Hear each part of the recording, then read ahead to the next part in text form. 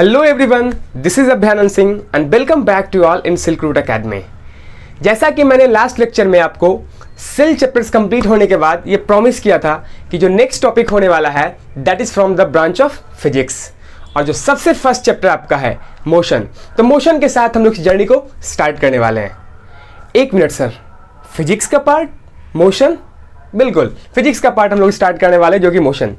और sir physics तो ऐसा एक टॉपिक है जो सारे बच्चों को थोड़ा सा मुश्किल लगता है ना। बहुत सारे बच्चों का कहना है कि सर फिजिक्स के अंदर के न्यूमेरिकल्स बहुत ज़्यादा हार्ड होते हैं, उसके कॉन्सेप्ट्स वगैरह समझना, उसके SI नोट्स वगैरह याद रखना, पता नहीं क्या क्या और भी होता है, कॉन्सेप्ट वगैरह है ना, ग्राफ वगैरह, ये थोड़ा कॉम्प्लिकेटेड लगता है आप लोग को ना। बट एक मिनट मैं बता दूं आपको, ये बहुत इंटरेस्टिंग है। इट्स टू मच इंटरेस्टिंग, मजा आने वाला है इस जर्नी में। बस आप लोगों को करना क्या है, जुड़े रहना मेरे साथ और एक एक करके कॉन्सेप्ट बाय कॉन्सेप्ट धीरे धीरे एकदम बेसिक से स्टार्ट करने वाले हैं। नो मैटर आपने अभी तक कुछ पढ़ा है नहीं पढ़ा है, एक एक चीज को हम लोग कंप्लीट करेंगे।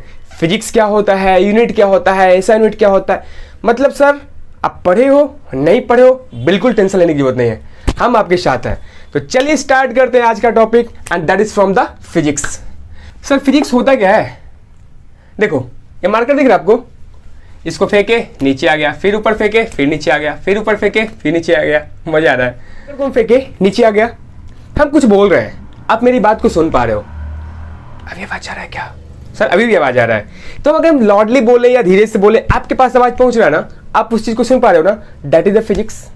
मेरे चारों ओर लाइट दिख रहा होगा आपको, ठीक है, वो क्या है? फिजिक्स है। आप बोलते हो कि सर गर्मी बहुत ज्यादा है, आपको कैसे पता चलता है? आप हीट को मेजर करते हो ना, ठीक है, तो वो वहां भी आपका फिजिक्स है सर, ठीक है। फैन चलाते हो, फैन घूम रहा है, बल्ब जलाते हो, लाइट प्रोड्यूस कर रहा है, that is the physics. It means you can say that the scientific study of all the natural forces which are taking place in our surrounding, that is called the physics। मतलब sir हमारे natural surroundings में जो भी natural forces act कर रहे हैं, ठीक है, वो सब क्या कहलाएंगे? फिजिक्स कहलाएंगे। For example you can say that light हो गया, साउंड हो गया, हीट हो गया, इलेक्ट्रिसिटी हो गया, प्रेशर हो गया, ये सारी की सारी चीज क्या है? फिजिक्स है, ठीक है। उसके साथ साथ कुछ हम लोग और भी कुछ क्वांटिटीज को पढ़ेंगे, कुछ टर्म्स को पढ़ेंगे। तो चलो एक एक करके स्टार्ट करते हैं। सबसे पहले हम लोग देखते हैं कि सर फिजिकल क्वांटिटीज क्या होता है, ठीक है, फिजिकल क्वांटिटीज होता क्या है। उससे पहले क्वांटिटी क्या होता है? सर आप मार्केट जाते हो, भैया 5 किलो आलू तोल दो, भैया 5 किलो गाजर तोल दो, ठीक है, 5 किलो दूध दे दो, पता नहीं 5 किलो क्या, 5 में कुछ खास होगा है ना। तो जो ये 5 किलो आप बोल रहे हो, तो सर ये क्या है? आप क्वांटिटी बता रहे हो ना, ठीक है, एक फिक्स्ड क्वांटिटी बताने की कोशिश कर रहे हो कि हाँ भैया हमको 5 किलो ही चाहिए, ठीक है, 5 किलो ही आलू चाहिए, 5 किलो ही दूध चाहिए। It means you are expressing the quantity. और क्वांटिटी वो कैसे बताएगा सर? कहीं ना कहीं वो मेजर करेगा, मापेगा, तौलेगा, तभी तो आपको देगा वो, है ना। It means a quantity which can be measured, ठीक है, a quantity which can be measured, that is the physical quantity, ठीक है, जिसको हम लोग मेजर कर सके वो क्या कहलाएगा? फिजिकल क्वांटिटी कहलाता है। For example, so it is a quantity which can be measured, for example length, mass, time, temperature, electric current, light, intensity, volume, etc। आपको अच्छे से पता है। अगर आप घर से निकले, स्कूल पहुंचे, ठीक है, उस जगह को अगर आपसे पूछे कितना किलोमीटर चल के आए हो, तो अगर लेट हो गया तो झूठ बोल सकते हो सर से, सर मेरा घर बहुत दूर है सर, हमको आने में 1 घंटा लग जाता है सर, 10 किलोमीटर दूर से आते हैं हम लोग, पढ़ने वाले बच्चे हैं ना सर। तो इट मीन्स आप क्या कर रहे हो? बेसिकली लेंथ को मेजर करने की कोशिश कर रहे हो कि आपका घर से आपका स्कूल का डिस्टेंस कितना है ना, उस चीज को मेजर करके बता रहे हो, दैट इज द लेंथ। अगर आपसे पूछता है कोई आपका कितना वजन है, ठीक है, तो आप क्या बोलते हो? सर मेरा 50 किलो वजन है, ठीक है, 30 किलो वजन है, मोटा ताजा व्यक्ति है मैं।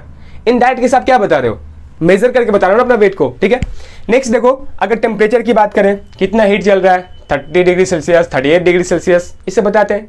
इट मीन्स हम लोग बोल सकते हैं कि जो भी क्वांटिटी हम लोग मेजर कर पाते हैं that is the physical quantity, वो सारी सारी क्या कहलाते हैं? फिजिकल क्वांटिटी कहलाता है। एग्जाम्पल आप इस सब देख सकते हो। बोलता क्या कि it has the numerical magnitude and unit.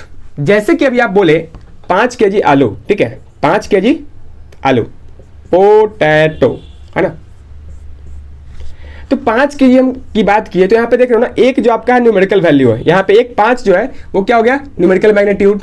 और ये जो kg आपको साथ में दिख रहा है ना, ये कहलाता है यूनिट। सर ये कौन सा वर्ड आ गया यूनिट? यूनिट क्या होता है? तो यूनिट को भी हम लोग समझते हैं। यूनिट की बात करें तो होता है कि अ फिक्स्ड अमाउंट और number used as a standard of measurement. एक फिक्स्ड क्वांटिटी, एक फिक्स्ड अमाउंट जो कि फिक्स किया हो गया हो मेजर करने के लिए, दैट इज द यूनिट।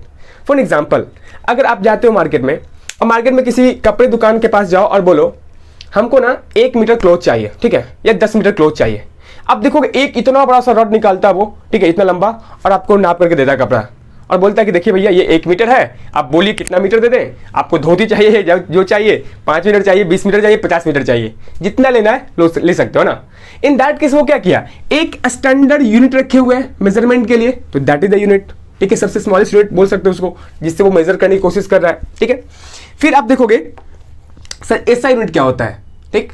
अगर मान लो हमारे कंट्री में 1 मीटर ना, अगर कपड़ा की बात करें तो 1 मीटर का कपड़ा इतना हो, ठीक है, और किसी दूसरे कंट्री में जाओ तो उतना हो जाए, तीसरे कंट्री में जाओ इतना हो जाए। मतलब सर अगर कोई फिक्स नहीं हो तो पता चलेगा वेरिएशन होगा, एक कंट्री से जहां सस्ता मिलेगा वहां से उठा करके दूसरे कंट्री में ट्रांसपोर्ट करेगा लोग, पता चलेगा जो मार्केटिंग है ना वो प्रॉपर्ली हो नहीं पाएगा, ठीक है। और जाहिर सी बात है हम लोग इतने एडवांस हो चुके हैं तो हम लोग को ना यहाँ से वहाँ, वहाँ से यहाँ ट्रेड करना पड़ता है, एक कंट्री से दूसरा कंट्री, दूसरा कंट्री से तीसरा कंट्री, इतना हम लोग ट्रेड करते हैं, ठीक है। तो उन सब चीज़ों को मेंटेन करने के लिए एक ऐसा मेजरमेंट यूनिट होना चाहिए जो सब जगह इक्वल हो, चाहे आप अमेरिका में 1 मीटर कपड़ा खरीदो या इंडिया में 1 मीटर कपड़ा खरीदो, या आप जाके बंगाल में 1 मीटर कपड़ा खरीदो या फिर बांग्लादेश में खरीदो। मतलब सर किसी भी पार्ट में अगर आप 1 मीटर कपड़ा खरीद रहे हो दैट शुड बी इक्वल, तभी तो कल आएगा ना, मतलब आप प्रॉपर ढंग से ट्रेड कर पाओगे। तो वही बोला गया कि एसआई यूनिट की बात करते हैं तो कहता है the international systems of unit, SI commonly known as the metric system, is the international standard for measurement. Sir एक ऐसा यूनिट है जो पूरे वर्ल्ड लेवल पे, इंटरनेशनल लेवल पे फिक्स हो और उसी से मेजर किया जाता हो, वही कहलाता है एसआई यूनिट। जैसे कि हम बात करते हैं लेंथ की, तो आपको पता है लेंथ का क्या होता है, मीटर। मतलब सर कहीं भी मेजरमेंट किया जाएगा तो मीटर से आप कंपेयर कर सकते हो, और जितना 1 मीटर इंडिया का होगा ना उतना ही 1 मीटर अमेरिका का भी होगा, उतना ही 1 मीटर आपका किसी और कंट्री का भी होगा, ठीक है। तो इस तरीके से हम लोग एक सिस्टम इंटरनेशनल ऑफ यूनिट लेके चलते हैं फिजिकल क्वांटिटी को मेजर करने के लिए। हम लोग फिजिकल क्वांटिटी की बात करते हैं। फिजिकल क्वांटिटी टोटल आपका 7 है, ठीक है, 7 बेसिक फिजिकल क्वांटिटी है, इसको आपको ध्यान रखना है। लेंथ हो गया, time, mass, temperature, amount of substance, electric current, luminous intensity, एक एक करके सबका दिया हुआ कि लेंथ का मीटर, टाइम का सेकंड, मास का किलोग्राम, टेम्परेचर का केल्विन, अमाउंट ऑफ सब्सटेंस का मोल, इलेक्ट्रिक करंट का एम्पियर, लुमिनस इंटेंसिटी का कैंडला, और ये उसके कुछ सिंबल हो गए, इनको ध्यान रखना आपको। और अब हम लोग बात करें कि जो फिजिकल क्वांटिटी है ना ये कितने टाइप्स के होते हैं, और ये बेसिकली 2 टाइप्स के होंगे, एक होगा स्केलर क्वांटिटी, दूसरा होगा वेक्टर क्वांटिटी। ये टॉपिक्स को आपको ध्यान से समझना है क्योंकि ये आगे हर चैप्टर्स में काम आने वाला है। थ्रू आउट द फिजिक्स आप कोई भी चैप्टर पढ़ते हो ना वहां पे स्केलर क्वांटिटी, वेक्टर क्वांटिटी का आप यूज देखोगे, इसलिए इसको अच्छे से समझना है, ठीक है। अगर आप बात कर रहे हो स्केलर क्वांटिटी की ना, तो स्केलर क्वांटिटी है क्या, दोज क्वांटिटी और those physical quantity that has only magnitude but no direction. Sir ये क्या हुआ, एक एग्जाम्पल लेते हैं हम लोग, जैसे मान लेते हैं ये अपना बिट्टू है, ठीक है,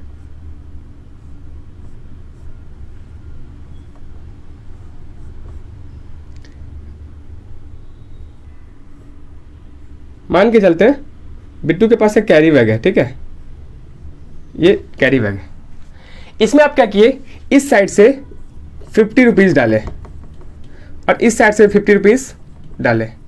अगर आपसे हम ये पूछें कि टोटल बिट्टू के पास कितना पैसा है तो आप क्या बताओगे, 100 रुपीज़ ना।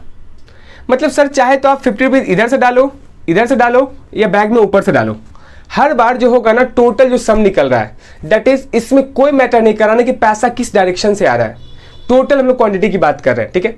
तो वो क्या कहलाएगा आपका स्केलर क्वांटिटी। जहां पे अगर देखो 50 रुपीज़ हम लिख रहे हैं तो 50 रुपीज़ में ना ये जो आपका 50 है ये हो गया आपका मैग्नीट्यूड,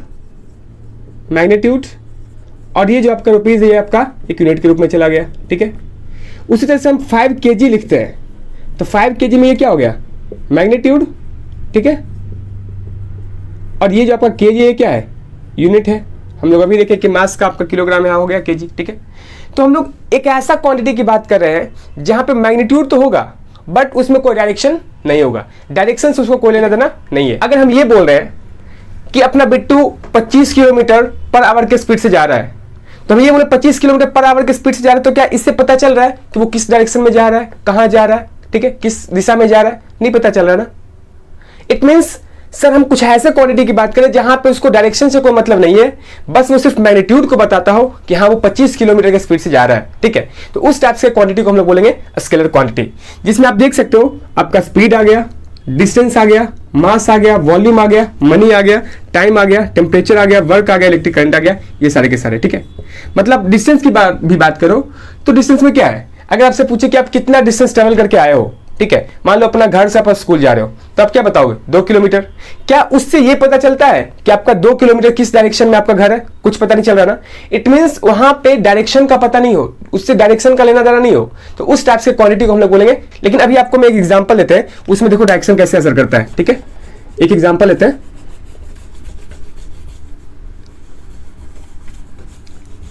जैसे देखो आपका बिट्टू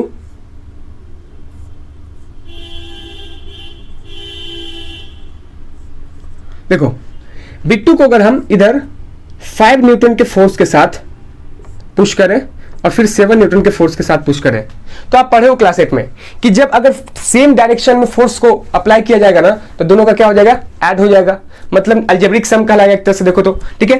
तो अगर सेम डायरेक्शन में है तो अगर 5 + 7 आप ऐड करें तो टोटल कितना हो गया, 12 न्यूटन का फोर्स अप्लाई हो रहा है, ठीक है। और अगर एक दूसरे केस में हम बात करें, बिट्टू पे इधर अप्लाई किया जा रहा हो 5 न्यूटन का फोर्स इस डायरेक्शन में, और इधर से अप्लाई किया जा रहा हो 7 या 9 न्यूटन का फोर्स, ठीक है, 9 न्यूटन का फोर्स। तो इस केस में आप देखोगे जब दोनों फोर्स अपोजिट डायरेक्शन में कर रहे हैं, तो जो नेट फोर्स निकल के आएगा ना, दोनों का एक अगर देखो तो डिफरेंस करेंगे, तो ये 9 है, ये 5 है, तो एक तरह से कितना निकला, 4 न्यूटन निकला, है ना।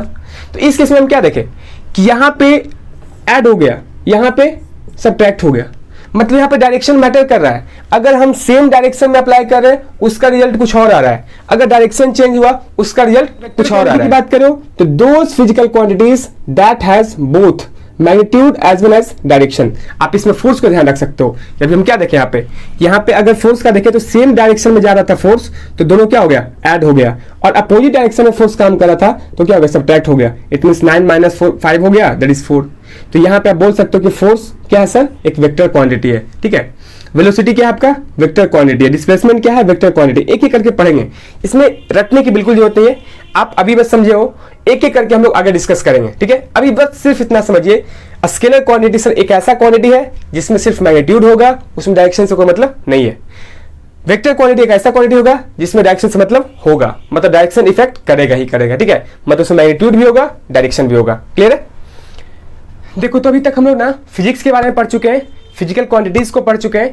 अब हम लोग स्टार्ट करते हैं आपका जो मेन चैप्टर है, दैट इज मोशन। तो सबसे पहले इसमें हम लोग रेस्ट के बारे में पढ़ते हैं कि रेस्ट क्या होता है, फिर मोशन क्या होता है। देखो एक ऑब्जेक्ट ना रेस्ट में तब कहलाएगा जब उसके पोजीशन में कोई बदलाव नहीं आएगा, ठीक है। मतलब क्या कि सर अ बॉडी और an object is said to be in a state of rest when its position does not change, उसके पोजीशन में कोई भी बदलाव नहीं आता हो, with respect to time, time के कंपेरिजन में और एक स्टेशनरी ऑब्जेक्ट के कंपेरिजन में। जब उसके पोजीशन में कोई बदलाव नहीं आता हो तो वो क्या कहलाता है, एक रेस्ट में कहलाता है, ठीक है। वो बॉडी को रेस्ट में बोल सकते हैं। जैसे कि मान लेते हैं हम लोग, ठीक है, एक यहाँ पे रोड है, रोड के किनारे एक पेड़ है, रोड के किनारे पेड़ के पास एक बिट्टू को बोला गया, देखो बिट्टू तुमको बैठे रहना है जब तक कि तुम्हारे पापा तुमको लेने के लिए ना आ जाए, ठीक है। बिट्टू बेचारा यहाँ पे बैठा हुआ है। अब शाम के 5 बज चुके हैं, बिट्टू यहीं पे है, 5:20 हो गया, बिट्टू वहीं पे है, 7 बज गया, बिट्टू वहीं पे है। मतलब एक चीज देख रहे हो, टाइम में तो चेंज आ रहा है, टाइम बढ़ रहा है, बट बिट्टू का पोजीशन क्या है, वही है। बिट्टू के पोजीशन में कोई बदलाव नहीं आ रहा है। आप ये कैसे पता कर पाए कि बिट्टू के पोजीशन में कोई बदलाव नहीं आ रहा है, क्योंकि आप क्या देख रहे हो ना कि जहां पे पेड़ था, पेड़ से बिट्टू की जो डिस्टेंस है हमेशा वो क्या है, फिक्स्ड है।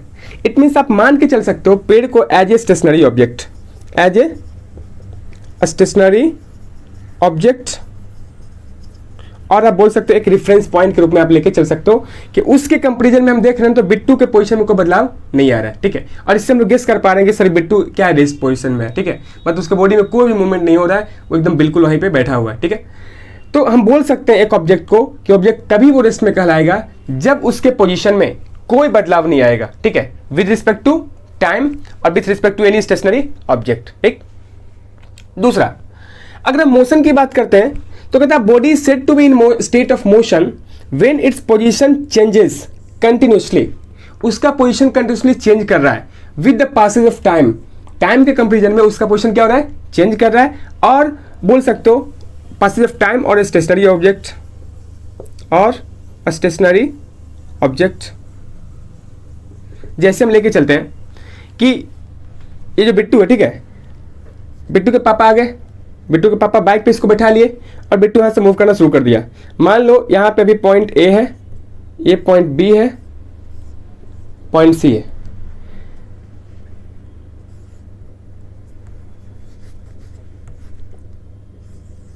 आठ बजे उसके पापा लेने के लिए आए, ठीक है, और 8:10 में बिट्टू पॉइंट ए के पास पहुंच गया, ठीक है।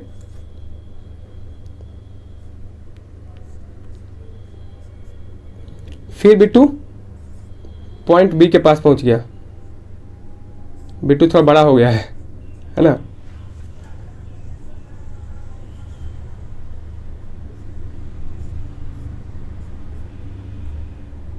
ठीक है, तो आपका जो बिट्टू है पॉइंट सी के पास पहुंच गया, 8:20 में यहां पहुंच गया, 8:30 में यहां पहुंच गया। अगर इस केस में देखो तो आप क्या देख रहे हो कि बिट्टू के पोजीशन में लगातार बदलाव आ रहा है। बिट्टू पहले यहां पे था 8 बजे, ठीक है, और 8:10 में बिट्टू यहां पहुंच गया, 8:20 बिट्टू यहां पहुंच गया, 8:30 बिट्टू यहां पहुंच गया, ठीक है। तो इसमें हम क्या देखें कि पिछले वाले केस में देखे थे कि बिट्टू यहीं के यहीं बैठा हुआ था, टाइम तो चेंज हो रहा था, टाइम चेंज हो रहा था, बट बिट्टू के पोजीशन को बदलाव नहीं आ रहा था। इस न्यू केस में क्या देख रहे हैं, टाइम के हिसाब से बिट्टू के पोजीशन में चेंज आ रहा है, ठीक है। तो हम लोग बोल सकते हैं कि बिट्टू क्या है, मोशन में।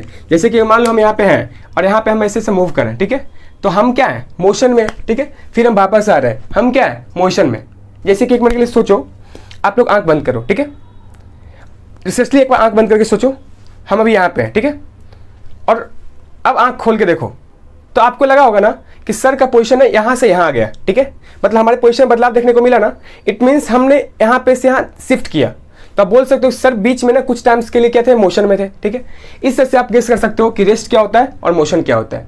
ऐसे देखो तो आप ना बोल सकते हो कि कोई भी ऑब्जेक्ट, हर ऑब्जेक्ट एक रिस्पेक्ट में मोशन में होता है, हर ऑब्जेक्ट एक रिस्पेक्ट में स्टेट में होता है। कैसे, जैसे अभी इस केस में हम मान के चल रहे हैं कि जो पेड़ है ना, पेड़ क्या स्टेशनरी ऑब्जेक्ट है, मतलब एक रेस्ट पोजीशन में है, ये मोशन में नहीं है क्योंकि एकदम फिक्स है ये।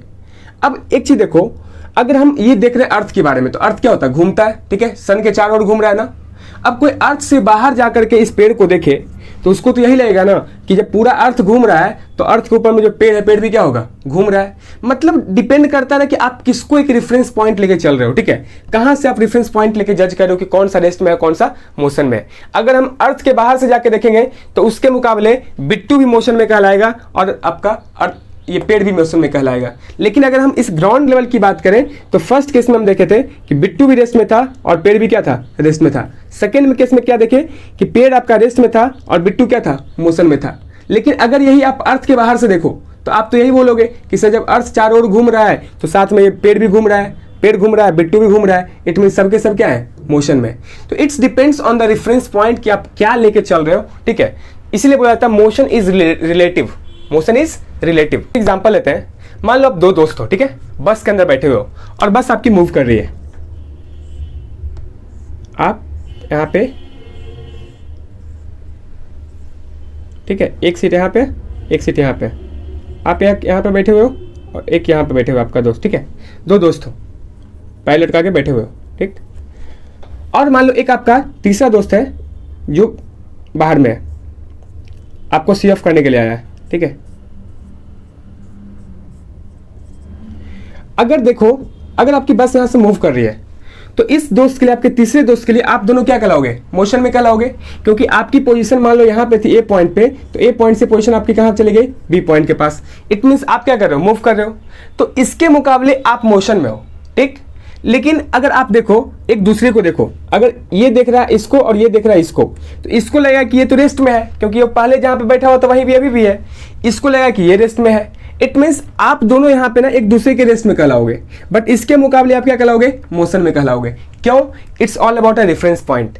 यहाँ पे अगर देखें तो रेफरेंस पॉइंट, ये जो आपका व्यक्ति है बाहर में है आपका दोस्त, ये रेफरेंस पॉइंट किसको लेकर चल रहा है, मान लो ये रोड को लेकर चल रहा है, या जहाँ पे खड़ा था वहाँ को रेफरेंस पॉइंट लेकर चल रहा है कि हमारे हमसे क्या हो गया, बस दूर होते जा रहा है, बस का पोजीशन चेंज होते जा रहा है, तो ये बोल रहा है कि मोशन में है। ठीक, आप रेफरेंस पॉइंट क्या ले रहे हो, तो बस के जो इंटरनल सराउंडिंग है, उसके अंदर का जो सराउंडिंग है उसको कंपेयर कर रहे हो कि अरे भैया ये तो सीट पे बैठा हुआ था पहले से, अभी भी सीट पे ही है, खिड़की के बगल में बैठा हुआ था, अभी भी खिड़की के बगल में है, तो उसके पोजीशन में कोई चेंज नहीं आया। इसलिए आप बोल सकते हो कि यहाँ पे रेस्ट है और ये मोशन में। आई होप आपको क्लियर हो गया होगा कि रेस्ट क्या होता है, मोशन क्या होता है। आप क्या करिए, आप अपने आसपास के एग्जांपल्स के साथ, ठीक है, एक दो कमेंट करके बताओ कि कौन सा बॉडी रेस्ट में है और कौन सा बॉडी मोशन में है। ठीक है, आप एक एग्जांपल लिख के बताओ हमको। आई होप आपको समझ में आ गया होगा रेस्ट क्या होता है, मोशन क्या होता है। नेक्स्ट पार्ट जो कि पार्ट 2 होगा, उसमें हम लोग distance, displacement, speed, velocity, uniform motion, non uniform motion, ये सारे टॉपिक्स को कवर करने वाले हैं। अगर वीडियो पसंद आता है तो आप लाइक करें, सब्सक्राइब करें, कमेंट करके बताएं कि आपको वीडियो कैसा लग रहा है, और साथ में एग्जाम्पल को कमेंट करना ना भूलें। ठीक है, थैंक यू, एंजॉय करिए, टेक केयर, बाय बाय।